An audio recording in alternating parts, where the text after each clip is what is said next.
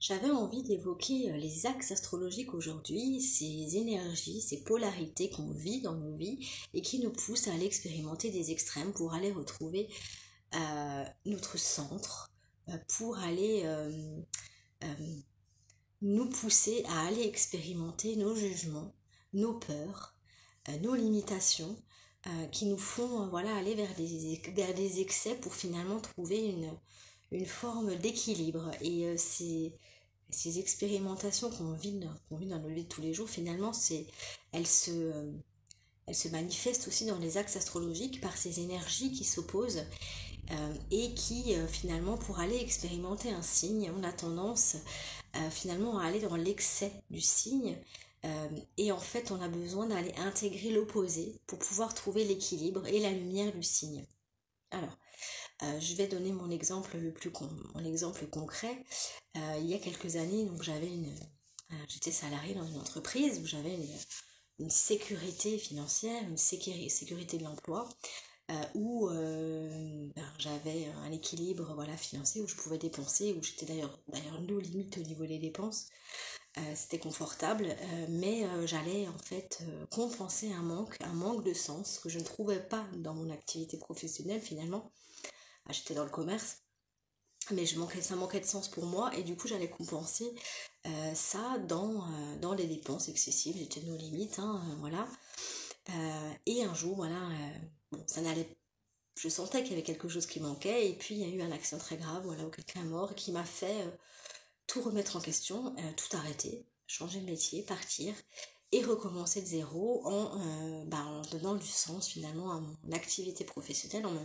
en ouvrant une boutique avec mon associé, une boutique de minéraux, de bien-être, où là j'avais vraiment du sens, où là j'avais vraiment des échanges passionnants, où là j'étais dans une soif finalement de spiritualité, de développement personnel, où j'allais vraiment chercher finalement ce qui m'avait manqué, dans une boulimie même d'apprentissage,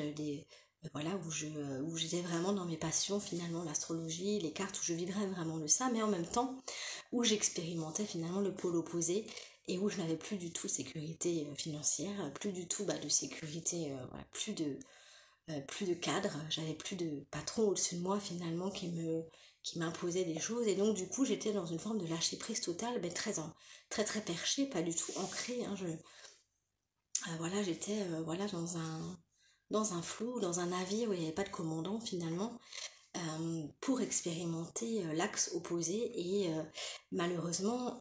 comme la situation passée finalement, le mois de le salarié avait souffert parce qu'il se sentait voilà, étouffé dans un cadre beaucoup trop restreint,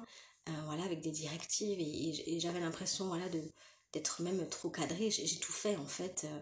Il était souffrant et donc j'ai voulu quelque part d'une certaine façon le rejeter et le juger. Donc c'est à dire que cette Céline du passé voilà qui dépensait, bah oui, elle allait combler un manque, elle n'était pas du tout alignée, ça n'avait pas de sens, j'ai vu que le côté négatif et je l'ai rejeté.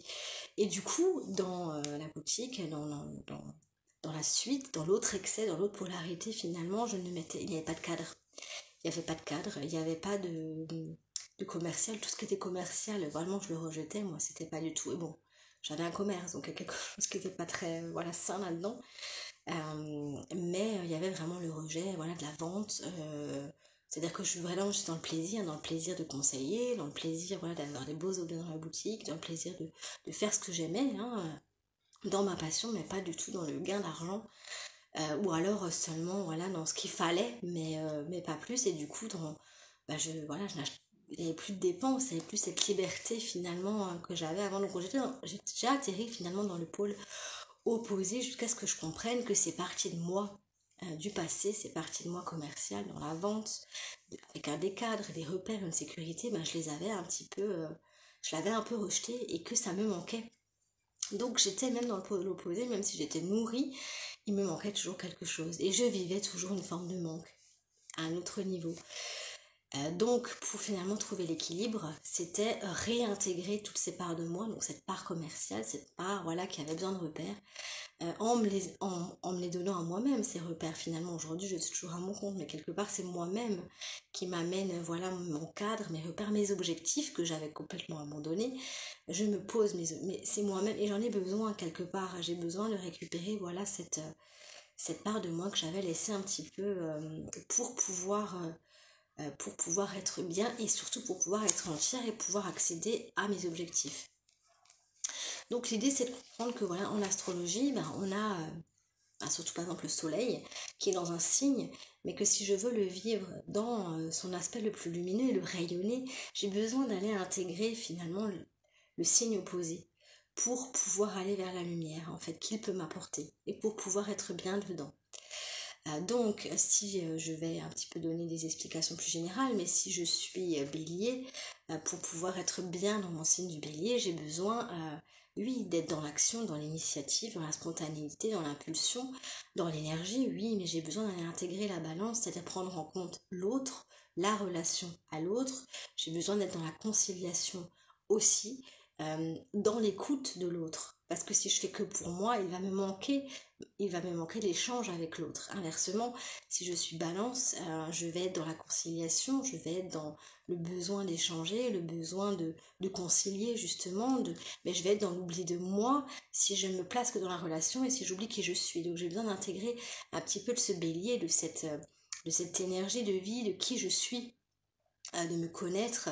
de m'écouter, de me faire passer aussi un petit peu en premier parce que sinon je vais m'oublier dans la relation. Si je suis taureau, j'ai besoin d'aller intégrer le scorpion, c'est-à-dire que j'ai besoin d'une forme de sécurité, d'une forme de lenteur, mais en même temps j'ai besoin de comprendre que dans la vie tout a une fin, j'ai besoin d'aller dépasser ma peur de la mort, euh, que rien n'est que tout a une fin, voilà, finalement. Si je vais dans le signe du Gémeaux, j'ai besoin d'intégrer le Sagittaire, c'est-à-dire oui, j'ai besoin de vivre plein d'expériences, de communiquer, d'échanger, de transmettre des choses, voilà, vraiment dans l'impulsion, dans une liberté, dans une joie de vivre, dans une forme de légèreté, mais j'ai aussi besoin d'avoir des objectifs sur du long terme, d'avoir des idées, des croyances, de me nourrir de mon expérience et d'en tirer des leçons.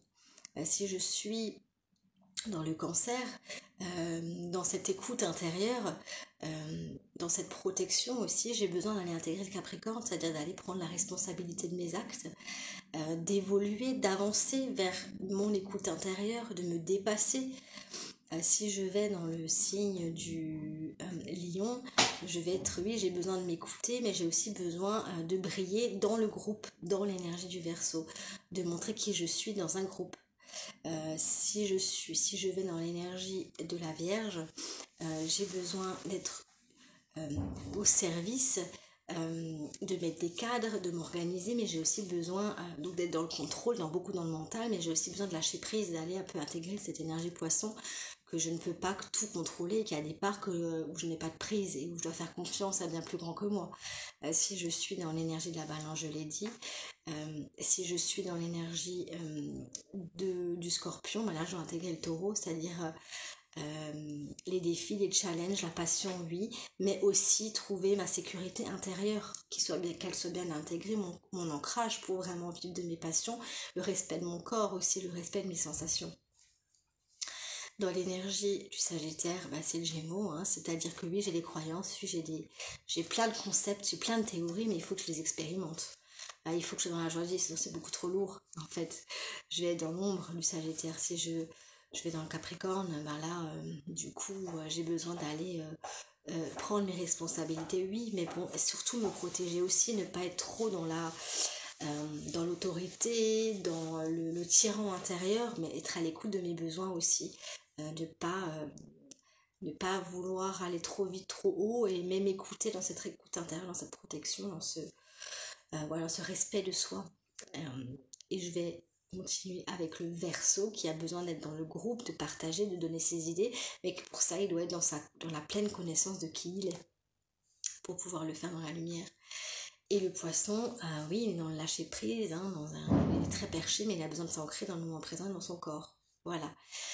Donc voilà, si vous avez des choses qui vous viennent par rapport à ça, si vous avez envie de partager avec moi, vous, comment vous vivez cette notion d'axe, cette notion d'équilibre et de centrage dans des signes, dans les polarités opposées pour pouvoir trouver votre centre. Voilà, c'est avec joie que je les lirai. Et si vous avez besoin, voilà, d'un accompagnement, d'une guidance par l'astrologie, par les cartes, n'hésitez pas à me contacter, voilà, par message ou par téléphone ou par mail. Je me ferai une joie de partager avec vous. Merci.